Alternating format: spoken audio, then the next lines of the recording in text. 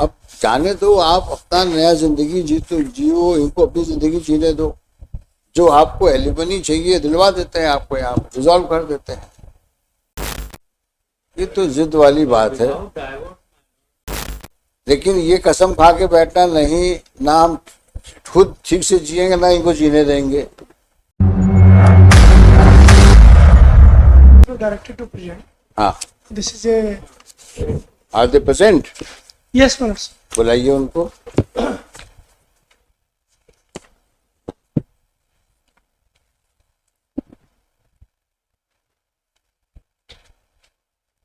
You are for husband I am for appellant. and he is for respondent, wife. So have they decided to? Yes, sir. You have come against the refusal through grant decree of divorce. Your Lordship. Decree was So sought on which ground? So many years, Manoj, have gone and there is no possibility. How many years? On what ground did you seek the decree for The main divorce? ground is, Manoj, long digestion without any reason. When the marriage has taken Your place? Lordship. The marriage, Manoj, took place in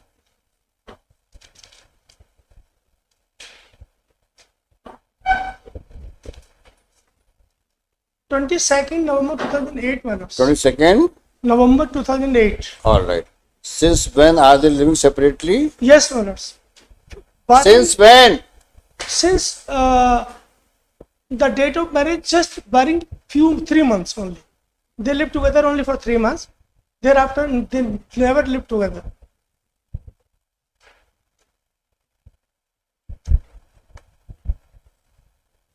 All right. Now what have you decided?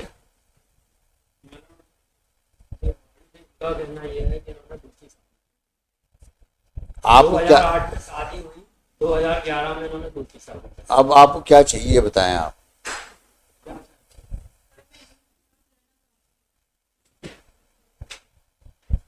क्योंकि जो divorce भी हुई है वो x point वहाँ पे उपस्थित नहीं हुई है। उन्होंने जो डाइवोर्स अब क्या मतलब है मैडम, 14 साल हो गए, अब जाने दो, आप अपना नया जिंदगी जियो, इनको अपनी जिंदगी जीने दो। जो आपको एलिमनी चाहिए दिलवा देते हैं, आपको यहाँ रिजॉल्व कर देते हैं। नहीं, कलंक की बात नहीं है, ये तो आपसी समझौते की बात है। कलंक क्या है इसमें? अब आप खुद सोचो, 2008, आज 2022 आ गया, 14 साल तो हो गए आपको। अब कहा का कलंक? ये तो जिद वाली बात है। Divorce But they say maybe, I don't know, we do not know whether he has married. ये आपके एलिगेशंस हैं, ये रिवर्ट भी करेंगे उस चीज को, जैसा भी do not know, but we are always, look out for a chance to ensure that parties settle down. After all, both of you should lead a happy life, अच्छी जिंदगी जियो। लेकिन ये कसम खा के बैठना नहीं, ना हम खुद ठीक से जिएंगे ना इनको जीने देंगे, ये बात तो गलत है ना। अब जो हो गया सो हो गया, क्या करोगे उसके लिए? 14 साल तक सब चल रहा है। मनोज, इसके अलावा मैं माफी चाहूंगा बीच में मैडम की बात को थोड़ा सा रोक करूं। इस 14 साल के दौरान मनोज, एक कंडक्ट किसी आदमी का अपने आप बोलता है, आपने कभी भी ये कोशिश नहीं की रिश्तेदारों की अगर आप उसमें जाओगे तो फिर we will entering into illogical fight. Manoj, I am not going to that. Question only आपने दूसरी इज, शादी भी कर ली है। क्वेश्चन हियर इज, क्वेश्चन कोई बात नहीं, हम उन एलिगेशंस पे जा ही नहीं रहे हैं, उसका कोई एंड ही नहीं है। 4 बार आप कुछ बोलोगे, 4 बार ये कुछ बोलेंगे और अल्टीमेटली मुकदमा बढ़ जाएगा। आज की तारीख में इसमें नाराज होने की जरूरत नहीं है, इसमें ठंडे दिमाग से सोचने की जरूरत है। 14 साल बाद तुम्हें क्या मिलेगा इस आदमी के साथ में? जो आदमी, अभी इसको, इसी को तो बोला जाता है, साथ 1-2 महीने से ऊपर रहे नहीं तुम, 14 साल से अलग रह रहे हो। अब इस जो अलग लड़ना है कि दोनों की जिंदगी बर्बाद हो जाए, ये कहाँ का औचित है? नहीं, ये तो लड़ी नहीं रही थी, ये तो अपने घर बैठे हुए। मैं क्या बोल रहा हूँ, अब ये तो अपील हो गई कि उन्होंने डाइवोर्स पिटीशन लगाई थी। मैं ये दूसरी बात कह रहा हूँ कि अगर इनको सर्विस नहीं हुआ या इनको ये कंटेस्ट नहीं कर पाए वो दीगर बात, ये तो फैक्ट है ना कि 2008 के बाद साथ नहीं रहे ये लोग, ये तो फैक्ट है ना। तो 14 साल तो हो गए कि नहीं हुए? ऊंचा बोलो, सुनने में आया ना? हाँ 14 साल हो। फिर ऐसी स्थिति में तो दोनों को अलग जिंदगी जीना चाहिए। और 14 साल ऐसा भी नहीं है कि जो 8-10 साल साथ में रहे हो फिर 14 साल नहीं रहे हो, शादी के तुरंत बाद ही अलग हो गए।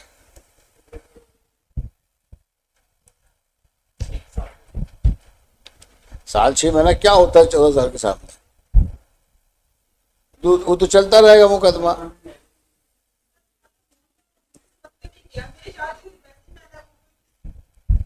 मैं दूसरी बात कह रहा हूँ मैडम, इसमें ज्यादा आप भावुक इसलिए मत हो, प्रैक्टिकल बात है। मैं चाहता हूं कि आप भी अच्छी जिंदगी जियो और ये भी अच्छी जिंदगी जिए। जो हो गया छोड़ो उसको।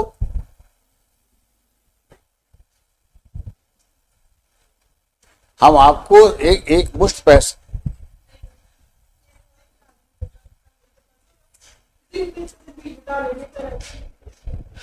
नहीं, जिंदगी आप अच्छी बिताओ अभी चाहते हैं।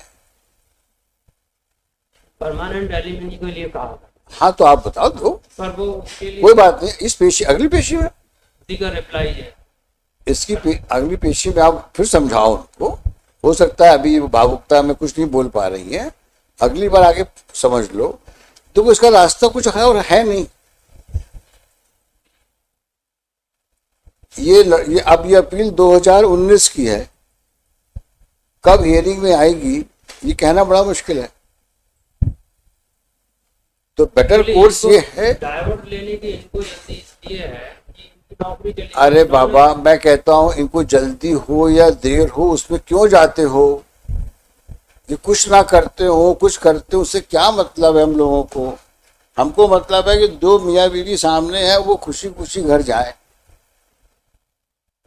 अब 14 साल का पीरियड निकलने के बाद कहाँ से खुशी मिलने वाली है दूसरे को, सिवाय इसके कि वो एक दूसरे पे ताने कसें, एक दूसरे के खिलाफ में बोलें और समाज में अपनी हंसी उड़वाएं। आप खुद सोचिए, इसी को बोलते हैं ना, love is lost, emotions are dried up. क्या लव है इनके बीच में? इस रिश्ते में मानर्स कोई जान बची नहीं है। क्या अफेक्शन है इनके भी? आप बताइए मेरे। जो 14 साल से अलग इनके बीच में क्या ऐसा रिलेशनशिप है सिवाय इसके कि भाई 2008 में शादी हुई थी?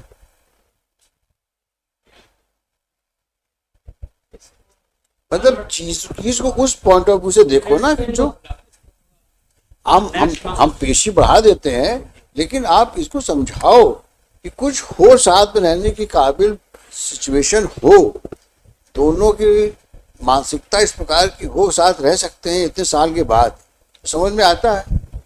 नहीं तो क्या होगा, आप लड़ते रहो, वो अपना जीवन जी। इनके पेरेंट्स को ही बुला लेता हूँ। पर मैंने दिक्कत ये है कि इन्होंने अब ये कह रहा है कि शादी करने किसी तीसरे आदमी से झाबुआ में रहने वाली जो मैंने की है। अरे हम बेकार की बात है, हम उसमें जा ही नहीं रहे। फिर वही बेवकूफी की बात, उसने शादी करी या इसने शादी करी, इसमें क्या फर्क पड़ता है अपने को? सीधी बात ये करो कि दोनों के बीच झगड़े को खत्म करो। ये एलिगेशंस, काउंटर एलिगेशंस का तो कोई अंत है? आप बोलते ये शादी कर लिया, ये बोलते हैं इन्होंने शादी कर ली, अब उसी में झगड़ा शुरू हो गया। क्या अंत है इसका बताओ? हाँ, वकील लड़ते रहेंगे, हम लोग सुनते रहेंगे और तुम लोग पीछे बैठ के देखना, यही बार होगा और कुछ नहीं होगा ऐसे।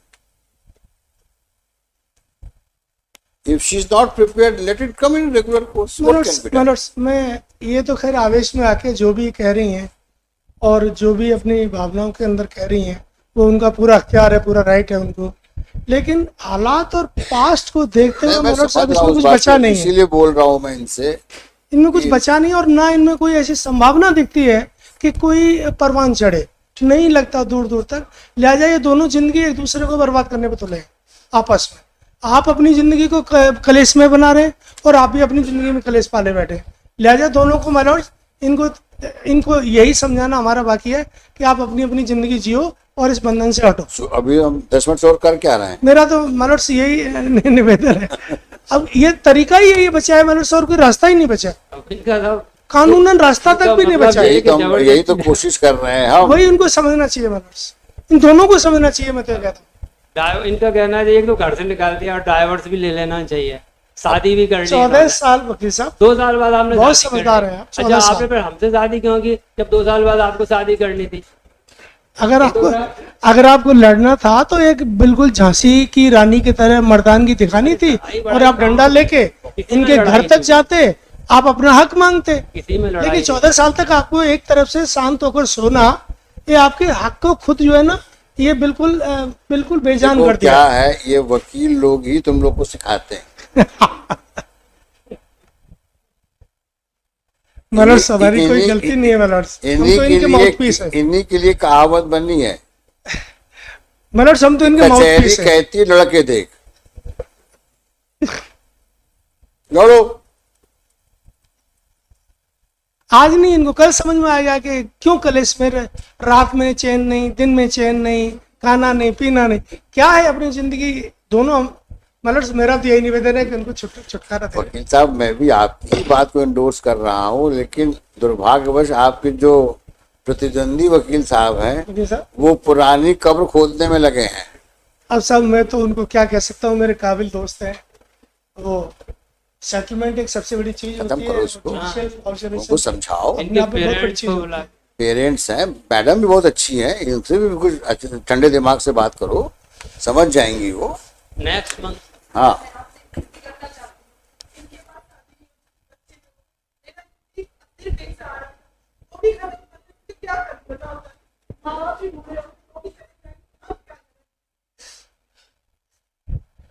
असल में जो लोग राजपूत हैं, एक शादी होती है लेडीज की, दूसरी शादी नहीं होती, ये प्रॉब्लम है। मत जाओ, कुछ नहीं, मत जाओ, बहुत कुछ इधर उधर नहीं तो उसकी बात सही है कि नहीं? दोनों तरफ जरूर उसके पीछे कुछ तो लॉजिक है, दोनों तरफ है। मैं नहीं कह रहा हूँ मैं दूध का धुलाओ, कुछ तो मैं ये नहीं कहते कह हैं कि वो तो डाइवर्ट ही तलाकशुदा लेडी। दाग तो मेरे ऊपर भी है साहब, दाग तो मेरे ऊपर भी है।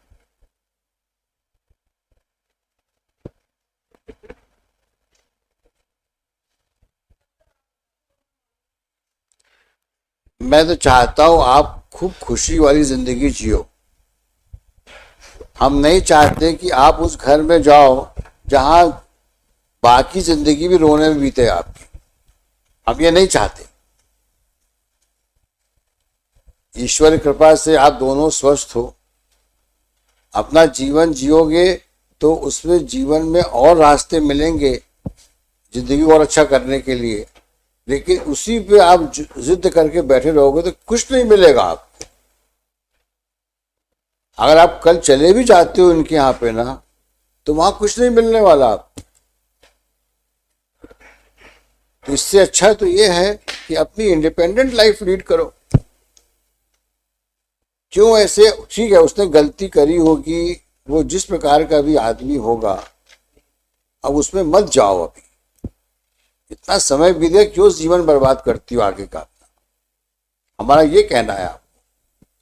अब जो हो गया वो हो गया, दोनों तरफ से एलिगेशंस आ रहे हैं, अब वो उसका कोई निवारण है नहीं। बेस्ट कोर्स ये है, जिसको हम लोग कहते हैं ना हमेशा, if you can not live like friends, depart like friends.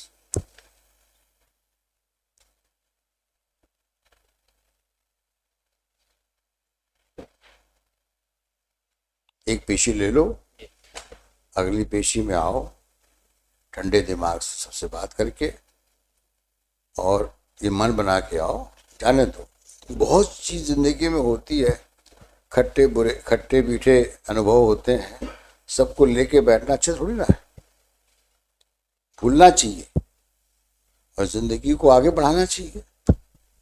पुरानी चीजों में गांठ बांध के बैठोगे तो कब तक सर्वाइव करोगे? मतलब से निवेदन कर दो छोटा सा, अरे अगली पेशी पे हम दोनों को वो बेस्ट रहेगा। माफ कर दे, वो तुम लोग नहीं आओगे तो हो जाएगा। हम नहीं आना चाहते, और इन दोनों को मतलब से आगे खड़ा करके नहीं हम तो आएंगे। जो मुनासिब समझे। एक्चुअली तुम तो इसलिए आओगे कि तुमको हम कुछ तुमको करने की एल्योर में तुमको हम चाहते हैं मामला उसकी अगली निपट जाए। पीढ़ी की चिंता हो रही है सब बल तुमको। दे रहे हैं। हम चाहते हैं मामला शांति से निपट जाए, बाकी साहब बल दे रहे हैं।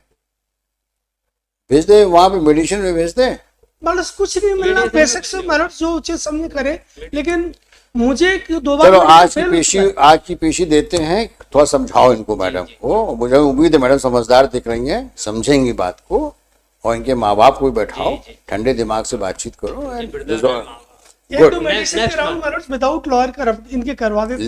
Let you come again. कहाँ से आते हैं आप? दिल्ली से आ रहा ओ हूँ, हो बड़ी दिक्कत होती है मैरिट, बहुत अब दिक्कत। दिल्ली से आए हो तो बड़ा दूर से आना पड़ रहा है। पिछली बार मैं आया डेट पे, हाँ, रात को 12 बजे यहाँ पे मैं बाथरूम से स्लिप हुआ, मेरे सारा फ्रैक्चर हो गया है, अरे पसलियां टूट गई मेरी। ओहो, और ये बंदा मैंने रात में 11 बजे फोन करके अपने रूम में बुला के मैंने इसकी हेल्प से रात काटी। अगले दिन एमएच ग्वालियर में मैं इमरजेंसी में दिखाने गया, बीइंग आर्मी पर्सनल। ये कब की घटना है? ये पिछली, इससे पहली डेट, कब की डेट? ये अभी 11 तारीख या क्या थी, जस्ट 14 अपना जुलाई, रात भर में पड़ा रहा। और मेरे फ्रैक्चर और इस सब के लिए इनके पास साधन नहीं है एमएच में। मैंने कहा कैसे भी करके मुझे दिल्ली तक जाने लायक कर दो। मैं दिल्ली तक कैसे ही लौट पीट के चला गया। वहाँ पे मैंने अपना जो अपना पेन, अब ठीक है आप? अभी थोड़ा सा रिकवरी है, पूर्ण तैयार नहीं। तो हम कुछ लंबी बहुत पेशी, दिक्कत होती है मुझे मैं समझ रहे हैं आपकी बात को, तो लंबी पेशी दे देते हैं थोड़ी सी। जो मेरिट्स पर ये निपटारा हो जाए मेरिट्स। मैं तो चाहता हूँ मेरे को नहीं, हमें आपकी कंसर्न का with due respect to your serious concern, और इनका भी हम चाहेंगे कि आप भी इसमें थोड़ा सकारात्मक अपना वो रुख रखिए। और ये दोनों बहुत अच्छे लोग हैं, इन दोनों को समझाइए और इसको एक ग्रेसफुल तरीके से ख़त्म करिए।